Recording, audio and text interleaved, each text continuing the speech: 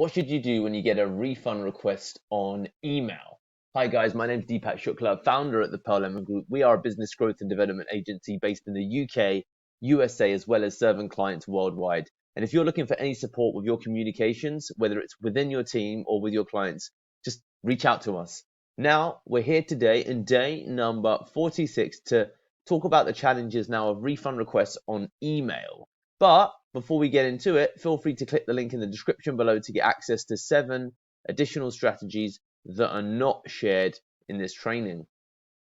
So fundamentally, the biggest distinction between what happens if you watch training number 45 with refund requests on video versus email is that, email you just have more time. So time is the biggest difference, okay? Definitely. You have more time, and therefore how you feel becomes separate to how you can compose an email. So that's the biggest difference, okay? So you have more time to deal and manage with someone's refund request when it comes in via email. Now, some of the ultimately rules apply. The same rules apply on video as they do on email. So, and I don't think I actually wrote this on the video one, but show empathy. So showing empathy on email as well as video is really important. So I'm really sorry you feel that way. Apologies, it's not working out as we both hoped. Irrespective of how upset, angry, or unfair they're being, empathy is fantastic. So showing empathy, I understand, I can appreciate that. That's, I understand, I can appreciate that. I can see where you're coming from. The next one is be apologetic. I'm sorry it hasn't worked out. I'm sorry it didn't go as planned. And also, and in the instance where you feel that the refund request, of course, is unfair, let's say, then you also want to recognize that you can do the above two without actually apologizing. Okay? So you can do the above two without actually apologizing. So it's just something of a consideration that that's something you can do. So you can show empathy, you can be apologetic, and you can do the above without actually apologizing. So there's some of the things out of the gate that I think are important when it comes to refund requests. Now, if you're a client relationship manager, you need to know your authorization limits, if you will. So when I say authorization limits, what I mean by this, bear with me, I'm about to sneeze, is basically it's just knowing from your management team, for example, questions such as how much, if anything, can I refund? What can I offer in lieu? Instead of a refund, what can I offer?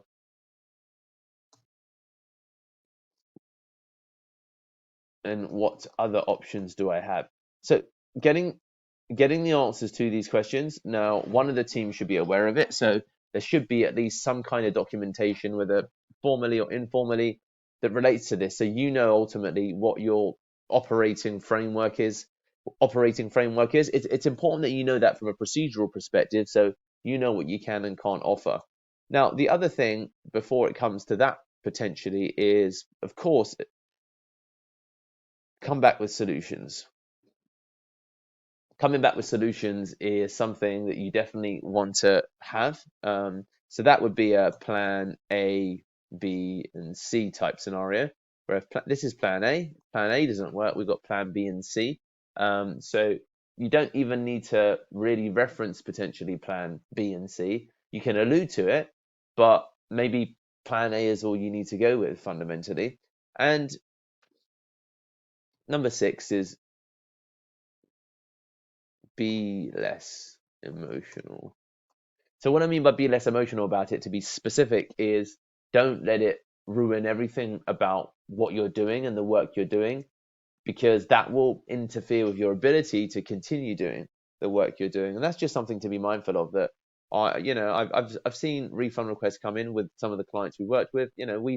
We've had them here and there very infrequently, but it does happen. And there's some instances where there's clients that you just struggle to please, fail to please, or the work just doesn't go as planned. So that's just something to really, be mindful of and cognizant to, and therefore you shouldn't let yourself get beat up too much about it. With all of that being said, you want to try and solve.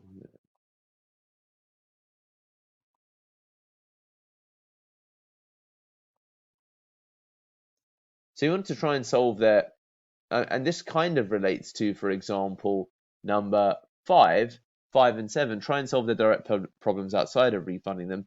But this is really about, rather than plan A, B, and C. It's, this is the problem. Let me see if I can just resolve it for you, and see if that takes away the request for a refund.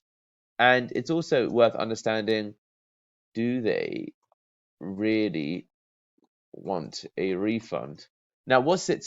Because people say things flippantly. People write, and writing, it can be a bit more premeditated, let's say, but people can also write things flippantly, or they don't communicate what they really mean effectively. So therefore, you need to investigate: do they really want a refund? And doing points 1 to 7 could probably help identify that.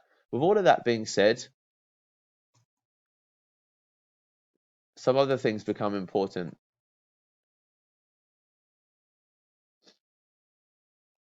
When you get a refund request coming in, generally speaking, respond quickly. Now, the only time you don't, if you respond quickly, but you've been responding badly throughout the whole campaign, there's probably an inherent problem there that relates to your communication.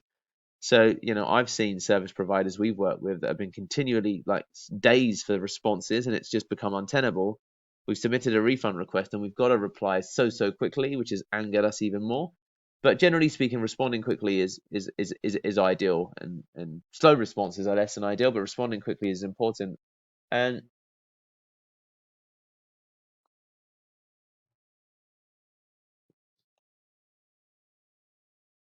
so one of the other things that's important is, why don't you just try and call to speak to your client to find out what's going on? So sometimes you get a refund request on email. Give them a ring. Hey, Andy. Hey, it's Deepak. Good morning, first of all. Andy, mate, I've got your email. What's going on, buddy? So it can be informal like that, or hey, Andy, it's Deepak. Look, I received your email request, and you know what? I thought I'd just have a quick chat with you about it, because it's just I think better to do these things on a call. So look, so do you see there, guys? There's a couple of different strategies that I'm presenting there. Fundamentally, calling and trying to speak to your client, and you will know this depending upon the relationship, whether a call will make sense, or ideally a call can be better.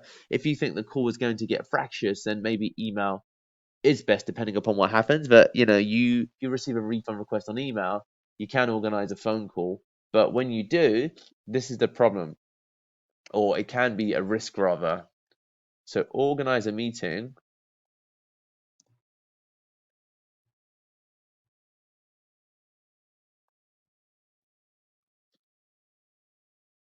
So organize a meeting, but make sure it's relatively close to the actual email being sent out itself. So same day, next day is really an ideal format when someone sent you a refund request, because by the time, for example, you talk to them, if several days passed, it might be too late.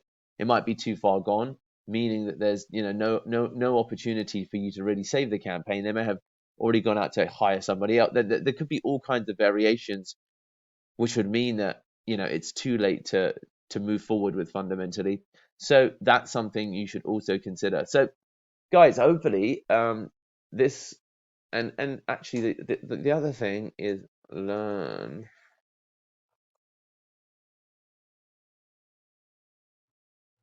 This is, of course, applies to both of them, but learning from the scenario so your team is better next time. So what is it that is correct about what the client says? What is it that could be improved or changed, and how can you bring that forward into the new campaign? So there you have it, guys. There are 12 elements here for how you can deal with refund requests on email.